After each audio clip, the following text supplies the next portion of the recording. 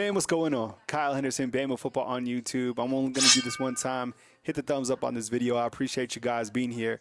Today, Alabama landed 2 prospects from the transfer portal. Let's talk about them. The first one is a gigantic get in Isaiah Horton out of Miami. 6'4", 205 pounds. When you think about wide receivers that can come in and add something to an already loaded wide receiver room, that tells you just how big time of a prospect this is. Alabama went all in, and I think it was really important for Alabama to add Horton into this class of 2025 in terms of a transfer portal guy. When you look to Alabama's wide receiver room, you lost 4 wide receivers, right? Kendrick Law gone. You lost Kobe Prentice. You lost Caleb Odom. Look, these guys are going to be replaced by guys who are going to step up. And I think, while we wish those wide receivers the best, a lot of times these wide receivers are getting passed up by better guys that were on the roster. Who's going to play above Ryan Williams? Who's going to play above Jeremy Bernard? I think, a guy like Kobe Prentice, he waits, and you have another quarterback who can operate the offense at a higher level. I think some of these guys get fed, but now we focus on the players that want to be here, want to be a part of something great, and really want to be a part of Coach Kalen Deboer's offensive philosophy, which I think we're really going to see for the first time with a new quarterback that can operate the offense, whether that's Austin Mack, Ty Simpson, or Keelan Russell, who's coming in. So I think when you look at a player like Isaiah Horton, what does he bring that's different from the rest of the wide receiver room? Well, I think he brings in experience. He had 56 catches this past year for over 600 yards. He's a taller wide receiver. He'll be one of the taller wide receivers in the room at 6'4", 205 pounds. How Miami utilized him is they got him on the outside, and they created mismatches. He's got speed. He's got size. He definitely screams NFL talent, of course. And when you pair him up and when you look to Alabama's overall wide receiver room, think about this. Isaiah Horton, we anticipate Jeremy Bernard coming back for 2025. So those are 2 veteran wide receivers, right, that have been multiple places. Miami, now Alabama, and then with Jeremy Bernard. Remember, a lot of people forget he started out at Michigan State, then he goes to Washington, and then he has a successful year this past year here at Alabama. You also have Ryan Williams. You move Jalen Mbakwe over to the offensive side. So I think when you look to Alabama's wide receiver room, and I think you're going to ask about Casey Concepcion, I think Alabama might be done at the wide receiver room, which is fine. Look, even if Alabama didn't get Isaiah Horton, they would have been fine. Now I list the wide receiver room as A+. I had it been A before they got Isaiah. But I think considering you have Jalen Mbakwe now as a slot-type wide receiver, you have Cole Adams, you have Latair Brooks. Those guys can play at this level. Let's not also forget about Jaron Hamilton and Jalen Hell, and, of course, Derek Meadows, who's coming in. Bubba Hampton, another guy that we should also talk about. So the wide receiver room really strong. And think about this.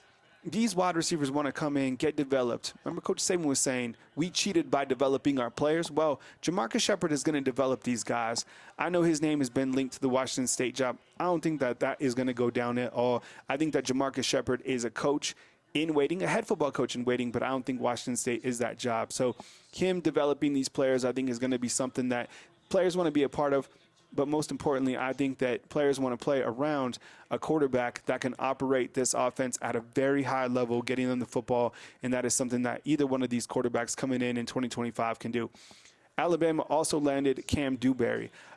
He's an offensive lineman, played mostly guard at Texas A&M. So with Tyler Booker leaving, you got to make sure that you have all your buttons addressed on the offensive line. I still feel that Alabama needs to go to the tackle position for the transfer portal. Will that happen? Well, we'll see. And I think you have to remember that these teams playing on TV right now, the loser of these teams are playoff teams. They're going to start hitting the transfer portal. Now, do you want to transfer from Indiana or from SMU? I don't know about that. I thought those teams were all pretenders. I'll talk more about that on the back end. My point is, maybe Alabama's offensive tackle hasn't hit the transfer portal just yet, so be patient. But you definitely need somebody to step up on the opposite side of Caden Proctor. I do like a couple other elements coming to Alabama, like Caden Proctor, Parker Brailsford, healthy Jaden Roberts, right? 3 returning offensive linemen. And, of course, Michael Carroll coming in as a 5-star, and now you get, Kam Dewberry out of Texas A&M. And, look, Alabama has been successful in getting guys from Texas A&M that have turned out to be, done some good things. I mean, one of them is LT Overton this past year on the defensive side of the ball. I guess things didn't work out with NyQuil Bentrade, but let's see what will happen with Kam Dewberry. Overall, Alabama has addressed its needs so far in the transfer portal. They needed a wide receiver, right? They had 4 guys go. They got their wide receiver. Needed an offensive lineman. I still think they need to get a guy in. You get Cam Calhoun at the defensive back position from Utah, and you also get Kelby Collins at that bandit position. Now, one player that I am certainly watching, that is going to be Nakai Hill-Green. Now, he is an inside linebacker out of Colorado. I like everything about Nakai Hill-Green. And when I look to Alabama's inside backer position, if Deontay Lawson comes back, even though you have Justin Okoronkwo, Jeremiah Alexander, Caden Jones, I still think you need a vet to come in. And I think Nakai Hill-Green could be that guy to bridge the gap to further development for a guy like Justin Okoronkwo. Or who knows, maybe at some point in time, we do have Jeremiah Alexander, who we're all excited about. Maybe he has the year that, we've been waiting for. But Nakai Hill-Green, I think, would be a great addition at the inside linebacker position. A couple thoughts on these playoffs that are taking place right now. As I'm cutting this video, Texas is beating Clemson right now 28-10, and then you also had Penn State, beat SMU 38-10. I told you guys, there's a big difference between the ACC and the SEC. Courtney Morgan said it best. He said disgusting, and he was referring to the fact that these are the teams that made the playoffs. When we understand the teams that should have made the playoffs, you could have taken any 3 from the SEC, and 1,000,000% in my whole heart, I feel that they would have played better against Notre Dame and against Penn State. Probably would have won those games, to be honest. And I know we can go back and forth. I have already accepted the fact that Alabama didn't make the playoffs. I will live on the fact that they didn't beat Oklahoma, and how they lost to Oklahoma prevented them from getting in the playoffs. You could say the same thing against Ole Miss losing to Florida, and you could say the same thing against South Carolina not beating Alabama. But the point is, the college football playoff system is broken because it wasn't the 12 best teams that got into the playoffs. And I still feel that there are a lot of pretenders still alive today, okay? So Clemson, you're a pretender. Penn State, even though you won, you're a pretender.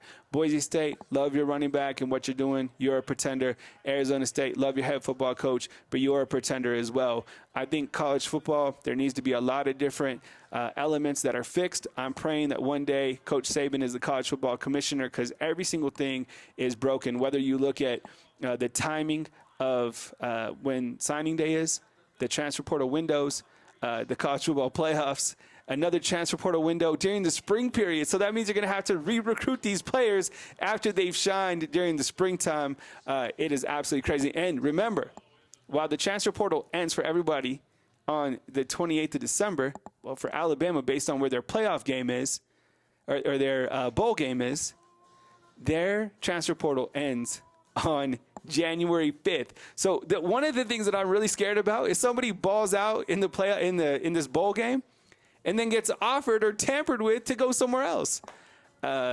Something needs to change. But these teams are not it. Alabama has landed 4th in transfer portal. Kalen, Deboer, Courtney Morgan, the rest of the staff certainly cooking. I appreciate you guys. Enjoy the good news. Enjoy your fam. Be where your feet are. I appreciate you guys being here. And definitely roll tide with your family. Enjoy it. And I'll catch up with you soon right here on Bama Football on YouTube. See you guys.